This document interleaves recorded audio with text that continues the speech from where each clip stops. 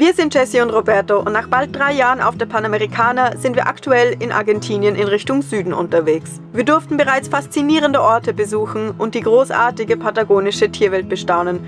Doch diese Woche verlässt uns das Glück. Nicht nur holen wir uns einen fiesen Steinschlag, sondern wir haben auf einmal auch noch mit technischen Problemen zu kämpfen. Wir waren jetzt so kurz davor, den Motor komplett zu zerstören. Zwar heitern uns zwischendurch Magellan-Pinguine etwas auf, doch statt unsere Reise fortzusetzen, stellt sich die Frage, wie es weitergehen soll. Boah, so ein Scheiß.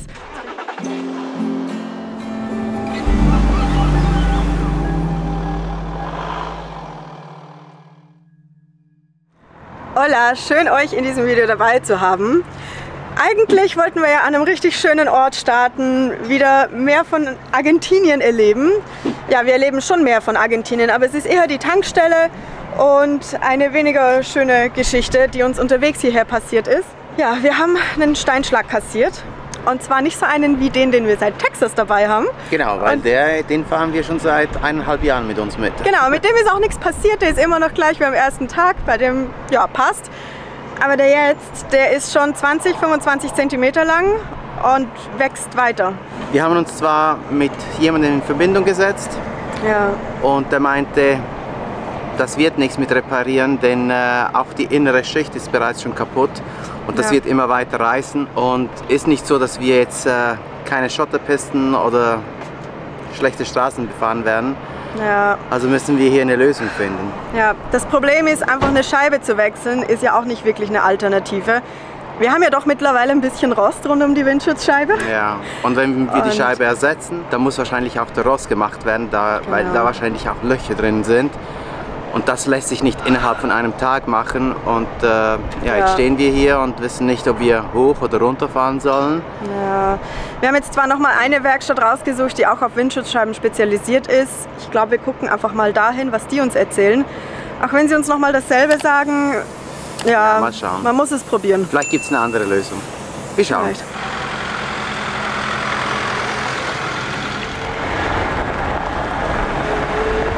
Das Gute ist, wir sind nicht ganz alleine. Also die große Gruppe, mit der wir in Valdez unterwegs waren, die hat sich so ein bisschen aufgeteilt. Also es ist jetzt jeder so ein bisschen für sich.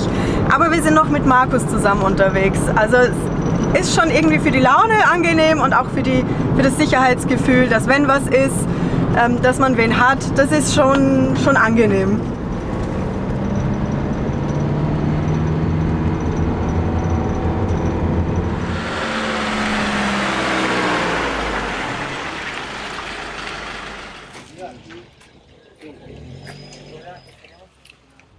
Porque son chiquititos. Ahora, si este... Ese hasta adentro.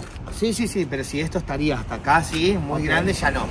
Es könnte sein, dass doch noch ein bisschen Hoffnung besteht. Also sie gucken gerade, wie der Schaden wirklich ist und ob sie so eine Scheibe hätten.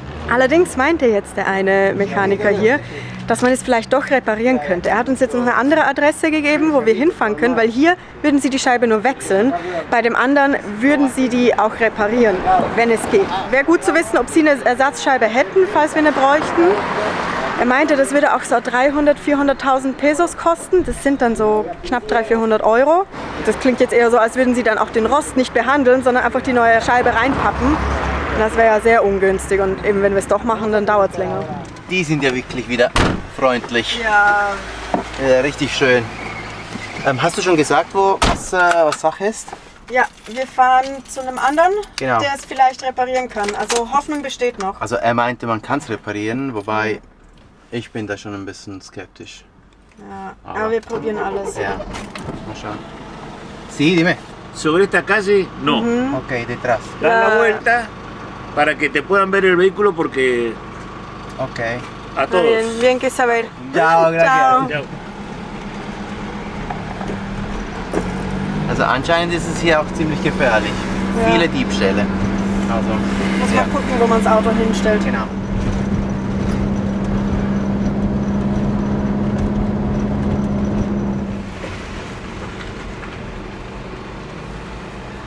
An dieser Stelle möchten wir uns bei CyberGhost, dem Sponsor unseres heutigen Videos, bedanken. Seit knapp 2 Jahren vertrauen wir, genauso wie 38 Millionen anderer Nutzer, auf den VPN von CyberGhost, sobald wir online gehen. Und gerade wenn wir uns auch über öffentliche WLAN-Netze einloggen, wie zum Beispiel in Cafés, am Campingplatz oder auch mal am Flughafen, da ist CyberGhost VPN für uns nicht wegzudenken. Mit dem VPN werden all unsere Daten durch den verschlüsselten VPN-Tunnel geleitet. Das hat zur Folge, dass auch unsere IP-Adresse verborgen bleibt, wir also online anonym sind und niemand auf unsere Daten oder Aktivitäten zugreifen kann. Nicht mal CyberGhost selbst. Aber selbst wenn wir über unser eigenes Starlink online gehen, nutzen wir den VPN von CyberGhost, denn er hat neben der Sicherheit noch einen weiteren großen Vorteil. Mit über 11.000 Servern in 100 Ländern können wir nämlich Geoblocking umgehen und damit zum Beispiel Buchungen günstiger abschließen oder auch auf lokal gesperrte Websites zugreifen. So können wir auch Filme und Serien von über 35 Streamingdiensten wie Netflix, Amazon Prime oder Disney Plus schauen, egal wo wir uns physisch in dem Moment gerade befinden. Das Ganze funktioniert natürlich auf allen gängigen Plattformen. Das deutsche Support-Team ist 24/7 erreichbar und ein Account reicht auch für bis zu 7 Geräte und das müssen nicht die eigenen sein. Und das alles erhält ihr sozusagen zum Preis eines Kaffees pro Monat. Also testet es doch am besten gleich selbst aus. Über den Link unten in der Videobeschreibung erhält ihr 83% Rabatt auf das Abo und bezahlt gerade mal 2,03 € im Monat. Somit könnt ihr den VPN-Dienst quasi 4 Monate gratis nutzen. Und mit der 45 Tage Geld-Zurück-Garantie geht ihr auch kein Risiko ein. Es müsste das Haus daneben sein eigentlich. Podemos entrar. Golpear en las manos. Es medio retobado. Ah, vale. Ist das Klatschen die Alternative zur Klingel? Oder? Ach, das dauert immer ewig, wenn man sich nicht auskennt, nicht die Kontakte hat, bis man da irgendwie sich ein Bild macht von den verschiedenen Meinungen, die man hört. Das Fazit ist auf jeden Fall, dass wir es nicht so reparieren können, dass es dann auch wirklich hält, also nachhaltig. Also das ist nicht möglich, weil es eben einfach schon bis auch in die innerste Schicht durchgeht. Wir wurden jetzt nochmal woanders hingeschickt, wo sie uns vielleicht auch helfen könnten, denn nachdem wir uns bei der ersten Werkstatt eigentlich schon recht wohl gefühlt hatten, haben wir jetzt den Input bekommen, dass die wohl nicht ganz so sauber arbeiten und wir wollen, wenn wir was machen, wollen wir schon, dass es richtig ist. Wir können uns finanziell und zeitlich nicht leisten, mehrmals das gleiche Problem anzugehen. Ja, und jetzt waren wir nochmal bei einem Scheibenspezialisten und die meinten jetzt am Ende, wenn man was machen kann, dass die Risse nicht weiterlaufen, dann würden sie es gar nicht machen, weil aktuell läuft noch kein Wasser rein. Das Rostproblem zu beheben würde 2 Wochen wahrscheinlich dauern, weil einfach doch viel gemacht werden müsste. Ja, und die auch keine Zeit haben hier. Also es ist ja so, dass sie halt auch ausgebucht sind und ja, da müssen wir halt einfach warten. Und er meinte, ja, weißt du, man weiß nicht, wie lange das Provisorium halten wird, aber macht's lieber so und dann hält ihr mal wo an, wo ihr Zeit habt, wo ihr ein paar Tage länger sein könnt und wollt und dann macht man es dann richtig. Weil sie selbst haben ja auch keine Schweißer und Metallarbeiter. Ja, und wahrscheinlich machen wir es jetzt so. Also wir gehen jetzt nochmal zu dem einen, der uns die Scheibe vielleicht hätte reparieren können. Er kann sie nicht reparieren, aber hoffentlich kann er wenigstens hinauszögern, wann sich die Risse weiterentwickeln. Oder er meinte, er könnte es vielleicht umleiten, damit man die Richtung der Risse ein bisschen beeinflussen kann. Si puedes a 2, lo intentamos arriba. y si no? Si no, ni te cobro, no hay arreglo. Er meinte jetzt, wenn es möglich ist, die 2 Risse, die nach unten gehen, quasi die so umzuleiten, dass sie nach oben gehen.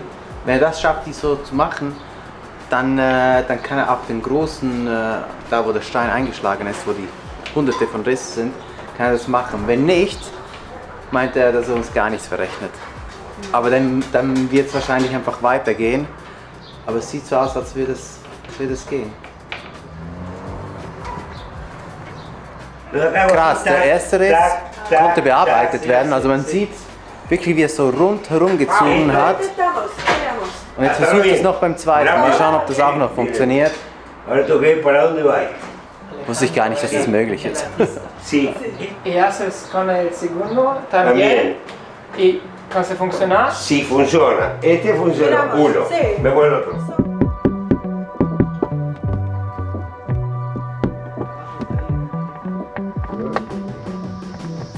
Ich bin ja immer wieder erstaunt, wie sich Menschen hier einfach zu helfen wissen. Man ersetzt es nicht oder kauft sich gleich was Neues, sondern man versucht halt aus dem, was man hat, noch das Beste draus zu machen. Und ja, klar, wir hätten einfach die Scheibe ersetzen lassen können und dann wäre es wahrscheinlich gut gewesen. Aber dann wären wir wahrscheinlich einfach 2-3 Wochen hier gestrandet und das wollten wir einfach nicht. Und ja, erst mal schauen, wie es weitergeht. Also es sieht schon nach einem ziemlichen Massaker aus, aber er meint, es sollte jetzt halten. Wie lange, wissen wir nicht. Also besser oder schlechter, keine Ahnung, wie es sein wird. Das werden wir sehen, wenn wir dann das erste Mal dann wieder auf der Schotterpiste unterwegs sind. Aber für jetzt passt das.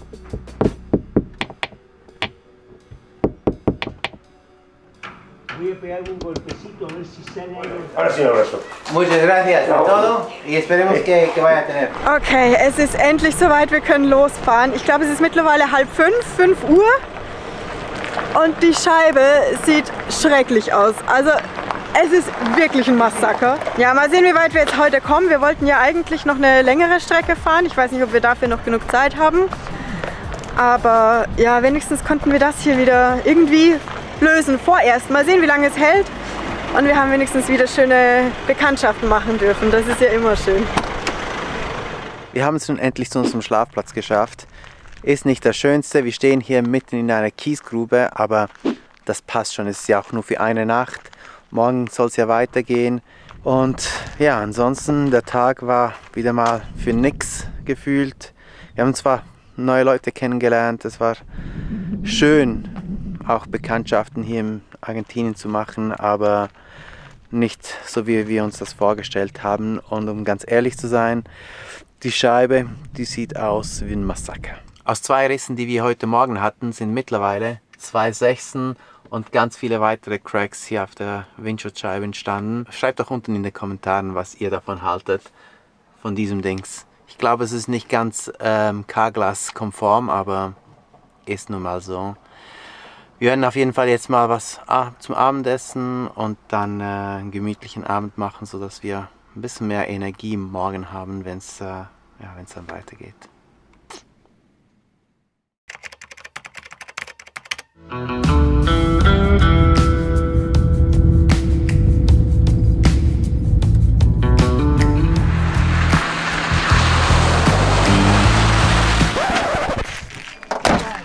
Was ist? Der Riemen ist abgerissen. Oh, nee. Doch. Was heißt das jetzt? Na, hier nicht mehr weiterfahren. Das heißt Ersatzteil holen. Ist das der, den wir mit haben? Kriegen wir den dran? Ja, Starlink anmachen und dann googeln mal, wie wir den draufbauen. Okay. Ja, Roberto, das haben wir in einer Stunde gefixt. Wenn du einen dabei hast, ist gut. Hey Mensch, habt ihr schon mal in der Pampa bei hier auf der was für ein Kack, wirklich. Dieses Video wird ja absolut eine Katastrophe werden. Alles geht kaputt. Es geht wirklich alles kaputt. Ich glaube, wir müssen uns trennen.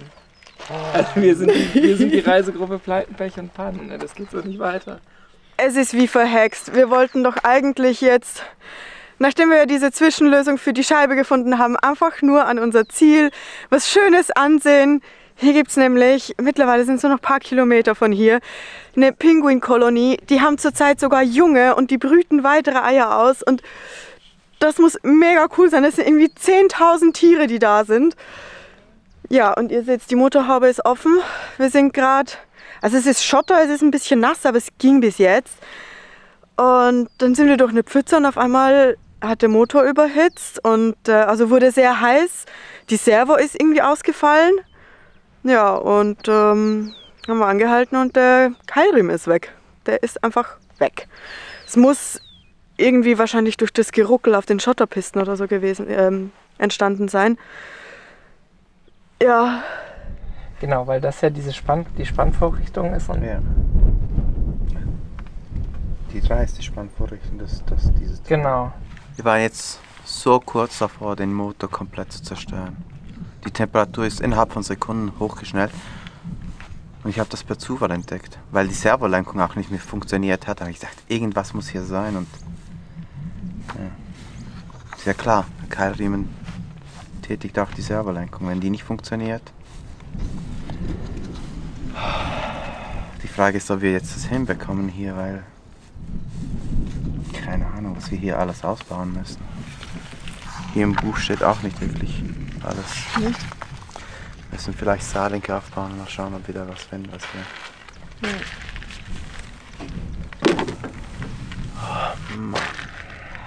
So ein Scheiß. Jetzt fängt es gerade auch wieder an zu nieseln. Hoffentlich wird es nicht zum Regen, aber ja. Zum Glück ist ja Markus mit uns unterwegs oder wir mit ihm. Also die zwei, Roberto und Markus, gucken das jetzt mal an. Wir haben auch so ein Handbuch und wir haben auch gerade noch Starlink aufgebaut, damit wir wirklich alle Informationsquellen nutzen können, die uns zur Verfügung stehen. Aber es ist ein Scheiß. Also hier jetzt im Matsch da den Keilriemen zu wechseln, wir wissen auch nicht, also haben wir noch nie gemacht. Wir wissen nicht, was da alles mit dem einhergeht, was man alles ausbauen muss, um da ranzukommen. Genau, man ist jetzt mit dem Router schon verbunden. Genau. Zusätzlich zu dem ganzen Schrott hier ist unser Starlink ausgestiegen. Keine Ahnung wieso. Irgendwie fliegt die ganze Zeit die Sicherung raus. Markus fährt kurz zurück, weil jemand kurz angehalten hat und gefragt hat, ob wir Hilfe brauchen. Und die haben gemeint, ja, der Keilriemen, der liegt irgendwo da hinten, den holen wir jetzt. Lustigerweise, ein Reisender ist vorbeigefahren und hat nicht mal angehalten, um zu fragen, ob wir Hilfe brauchen. Danke nochmals dem Defender aus Österreich. Also es ist wirklich eine Schweinerei. Wir halten jedes Mal an, wenn wir irgendwo jemanden sehen, der mit einer Motorhaube offen dasteht. Aber der hat das wohl offensichtlich nicht nötig. Danke dafür, wirklich. Ist ja nicht so, dass wir hier in der Stadt sind. Ich habe so einen Hals, wirklich. Das ist wirklich, es regnet, es ist kalt, das Ding funktioniert nicht, Internet ist ausgestiegen. Irgendwie, ja, egal. Eine Sicherung haben wir noch, die können wir noch probieren. Nur noch eine? Ich glaube. Schaltest du ein? Ja. Ah, nee. Schon wieder rausgeflogen. Ja, ist gleich raus. Ich musste tauchen gehen. Nein, im Ernst? Nein, lag direkt hinter der Pfütze. Also ich schätze, dass der schon lose war. Ja. Also sehr wenig Spannung hatte und dann hat es wahrscheinlich einfach, der letzte Ruck war halt wahrscheinlich beim Wasser. Starlink funktioniert nicht. Das Kabel die Sicherung ist schon wieder rausgeflogen. Die dritte. Ja. Okay, also Starlink ist somit auch hinüber. Das Kabel hat eine Bruchstelle direkt an der Schüssel. Wir haben immer schon gesagt, das ist so eine blöde Stelle. Es hat immer mehr angeknackst und bis jetzt hat es halt funktioniert. Und genau jetzt, wenn man es braucht, funktioniert es nicht mehr. Also es haut immer die Sicherung raus. Ja. Wir müssen halt gucken, dass wir aus dem Buch genug Informationen kriegen. Bis jetzt war das eher dürftig, aber geht nicht anders. Naja. Warte.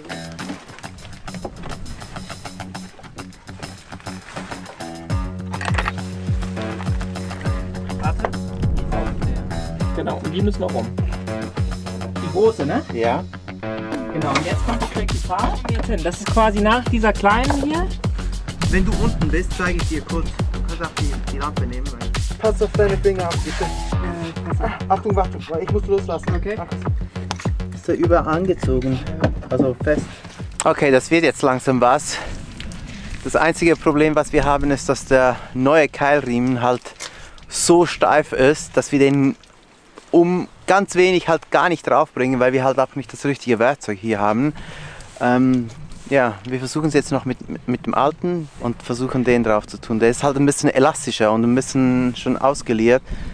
Aber meinst du, passt das? Meinst du, fliegt der nicht nochmals weg? Ich bin positiv und deshalb glaube ich, dass es passt, um ein kleines Stück zu fahren, ja. Zumindest. Ja. Hoffe ich mal, ja. Und sonst langsam wissen, wie das funktioniert. Wir sind jetzt ja ein eingespieltes Team, oder? Der passt schon. Guck mal, wie viel leichter das Ding jetzt drauf. Ich brauche ein riesen Auto und da passt keine Hand irgendwo zwischen. Hier sitzt alles top. Okay, der sitzt perfekt. Und jetzt müssen wir, aber wie kriegen wir das da hin? Wollen wir es mal versuchen anzustellen? Batterie dran. Anmachen. Oh oh. Okay. Zuerst alles anschrauben. Alles anschrauben. Und dann alle Kekstüten. die Kekse aus dem Motorraum Warte, ich rausnehmen. esse mal noch einen hier.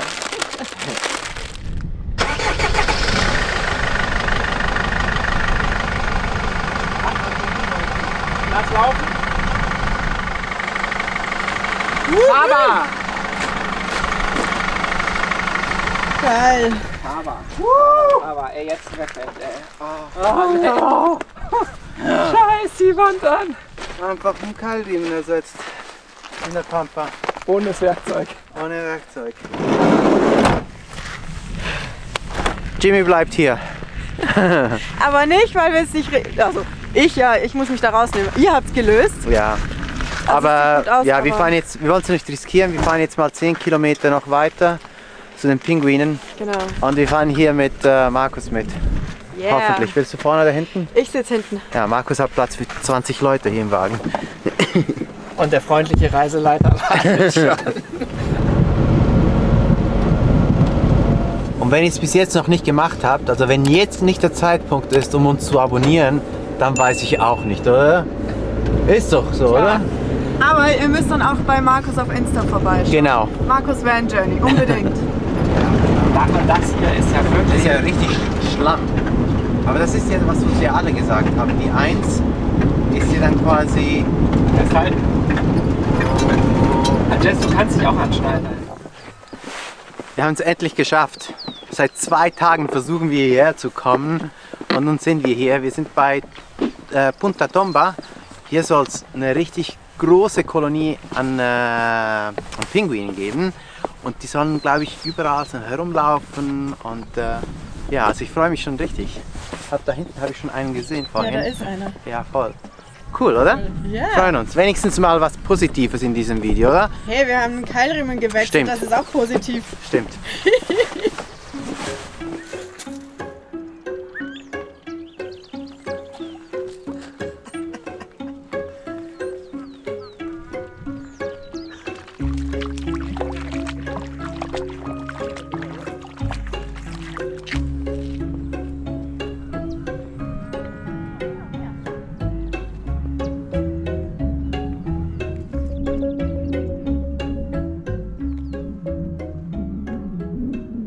Es ist unglaublich, hier sind etwa 140.000 Paare. Also was sind das, 280.000 Pinguine hier in dieser Kolonie. Also Punta Tomba ist auch eine der größten Pinguinkolonien Argentiniens oder weltweit, das weiß ich jetzt nicht, aber es ist auf jeden Fall riesig. Und bei der Jagd, also sie ernähren sich ja vor allem von Fisch und die schwimmen bis zu 600 Kilometer weit weg von ihren Nestern und etwa bis zu 30 Meter tief, um da zu fischen und Futter ranzuschaffen. Das sind diese kleinen süßen Dinger, die da rumwatscheln, aber das ist, was die leisten, ist unglaublich.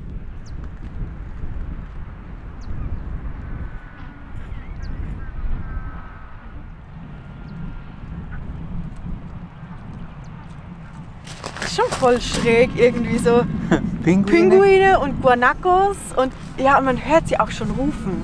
Immer wieder sieht man ja diese schwarz-weißen Flecken im Gebüsch, aber da vorne müssen, glaube ich, die richtig vielen sein, weil da kommen die Rufe her.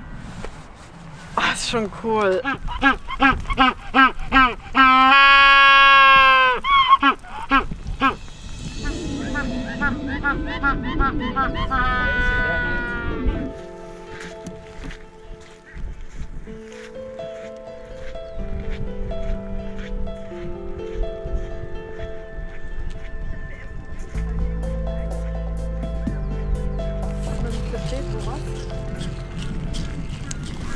So viele Pinguine. So cool. Die sind auch bei schlechtem Wetter draußen. Es ist schon gut, dass wir uns entschieden haben, noch herzukommen. Stell dir vor, wir wären wieder an den Platz gegangen oder irgendwo sonst hingefahren mit dem schlechten Gefühl von einem Schaden oder dass halt am Auto was ist. Ich meine, jetzt, das hebt einfach die Laune. Da kann man ja nur gut drauf sein, wenn man die sieht. Ja, voll. Das ist perfekt. Das war wirklich die richtige Entscheidung.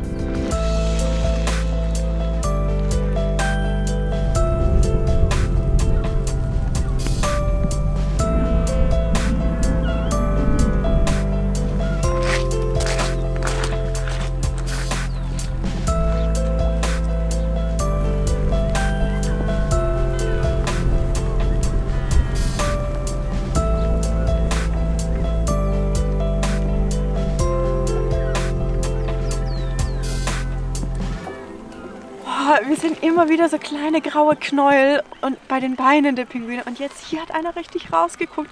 Sie haben nämlich jetzt im Dezember ist Brütezeit und sie haben jetzt Junge.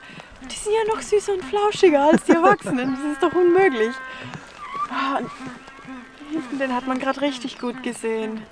Wahnsinn.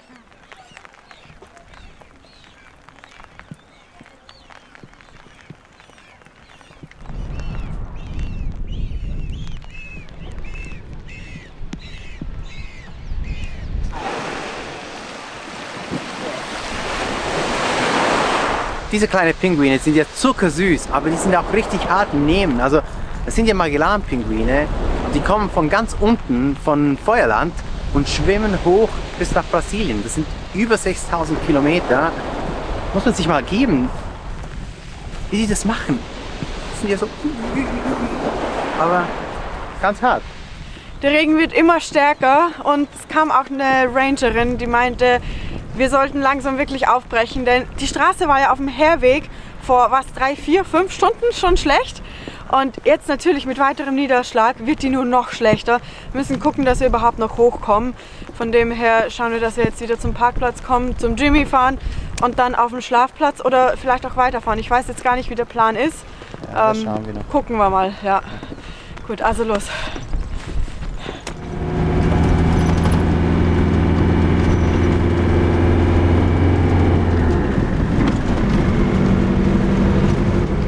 Wir sind keine 10 Kilometer gefahren und das Bild ist wieder dasselbe. Was für ein Scheiß. Ja, wir haben ja schon Übung drin, also die beiden zumindest. Aber es ist sehr demotivierend, wenn man sieht, in welchen Abständen das jetzt auch schon passiert. Also von dem her, ich glaube, wir legen jetzt die Kamera zur Seite, kümmern uns darum und dann gucken wir, was wir weitermachen, weil so kann es natürlich nicht weitergehen. Es kommt, wie es kommen musste. Wir müssen von Markus abgeschleppt werden. Zum Glück sind es nur noch wenige Kilometer bis zu unserem Schlafplatz und da treffen wir auf weitere Reisende. Mit vereinten Kräften und nun auch mit dem richtigen Werkzeug gelingt es hier, den Keilriemen ein zweites Mal anzubringen. Doch es ist klar, dass wir so unsere Reise nicht fortsetzen können. Wir konnten eine Nacht drüber schlafen und heute sieht das Ganze schon wieder besser aus. Ihr kennt das sicher, wenn man irgendwo ein Problem hat und mittendrin ist, sieht man nur das Problem. Und ja, zum Glück waren wir gestern mit Markus. Der ist ja so ein positiver Mensch. Also wirklich, Markus, danke vielmals für deine Hilfe, für deine Unterstützung. Das hat richtig gut getan. Aber auch ein großes Dankeschön allen anderen, als wir zum Platz angekommen sind, die uns da unterstützt haben. Frank, der hatte ja das richtige Werkzeug zum Glück und auch Herbert, der mit seinen Ideen uns da unterstützt hat, aber auch allen anderen, die auch nur da standen, aber einfach uns moralisch unterstützt haben. Es hat richtig gut getan und auch zu sehen, dass diese Reise-Community doch sehr wertvoll ist. Ist ja nicht so, dass wir kein Werkzeug mit dabei haben, aber genau diese 18er Sternnuss haben wir einfach nicht mit in unserem Koffer. Also die gibt es da einfach gar nicht. Wir haben alle möglichen Nüsse mit dabei, aber genau diese 18er Sternnuss fehlt. Also die sieht so aus und da haben wir von 6 bis 19 alle dabei, aber halt einfach die 18er, die fehlt hier. Das gibt es hier einfach gar nicht. Per Zufall haben wir aber jetzt entdeckt, dass der 17er Ringschlüssel funktioniert, was ja überhaupt keinen Sinn ergibt, denn wieso sollte eine 18er Nuss gehen und ein 17er Ringschlüssel? Das müsste doch auch ein 18er sein. Also falls das irgendjemand von euch mir irgendwie erklären kann, bitte schreibt es unten in die Kommentare, weil mich nimmt das auf jeden Fall Wunder, wieso das so ist. Auf jeden Fall können wir jetzt wahrscheinlich trotzdem weiterfahren, sind nicht angewiesen, dass wir abgeschleppt werden müssen und ja, mit dem Gabelschlüssel können wir den Spanner auf jeden Fall entspannen und den Riemen wieder schön raufschieben, falls er sich wieder verschiebt, denn ja, innerhalb von ein paar Kilometern ist er ja wieder rausgeflogen, also gehen wir jetzt davon aus, dass das Problem nicht gelöst ist. Für einige von euch ist das Ganze wahrscheinlich eine Kleinigkeit. Ihr wisst, wo das Problem liegt und wie man es beheben kann.